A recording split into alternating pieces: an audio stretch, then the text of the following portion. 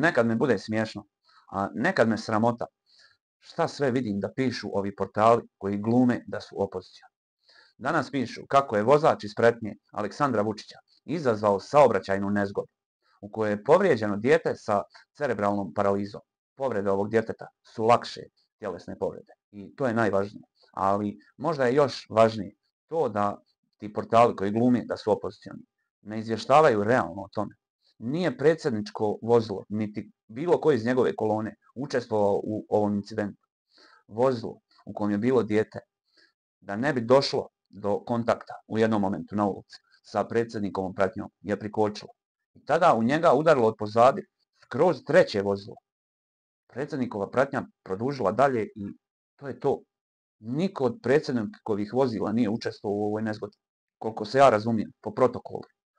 Oni ne smiju da staju.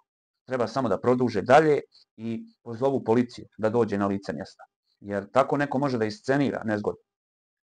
I šta, da neko nešto pokuša predsjedniku. I sad će predsjednik da dovede stručnjake koji će da opišu isto ovo što ja vama. I time ispada kao da ovi portali njemu pomažu. Krivo sjedi, ali pravo ga sjedi.